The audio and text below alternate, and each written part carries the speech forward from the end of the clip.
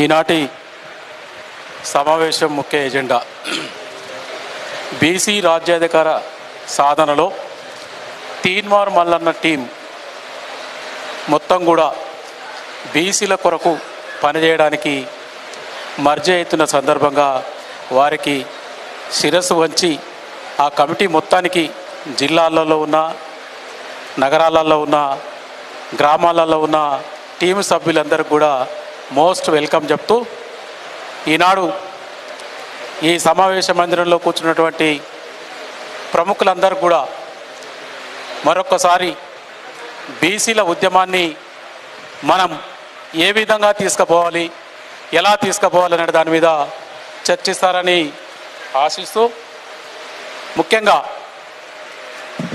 మన శత్రువులు ఇప్పటివరకు నేను మాట్లాడే వాళ్ళందరూ మాటలు విన్నాను.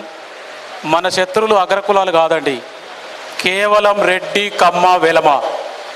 మన రాజ్యాన్ని, మన హక్కుల్ని, మన సీట్లను దోసుకున్నది, మన సంపదను దోసుకున్నది ఈ మూడు కులాలే. కాబట్టి మన యుద్ధం ఈ మూడు కులాల మీదనే ఉండాలని నేను కోరుకుంటున్నా.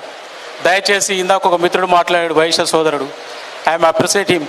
ఎందుకంటే మన సీట్లు కానీ మన సంపద కానీ, మళ్ళీ పదే పదే చెప్తున్నా, మన సీట్లు కానీ మన సంపద కానీ మన వ్యవస్థలన్నింటిని కూడా దాచుకున్నది వాళ్ళు కాబట్టి, ఆ మూడు కులాలు కాబట్టి వచ్చే సార్వత్రిక ఎన్నికల్లో కానివ్వండి, స్థానిక సంస్థల ఎన్నికల్లో కానివ్వండి, ఆ మూడు కులాలని మట్టి కల్పిస్తారని ఇక్కడికి వచ్చిన బీసీ సోదరులందరూ కూడా మనవి చేస్తూ, ఈ అవకాశం ఇచ్చిన మీ అందరికీ కూడా ఒకసారి బీసీ సమాజ్ తరఫున కృతజ్ఞతలు తెలియజేస్తూ, జై బీసీ, జై పూలే.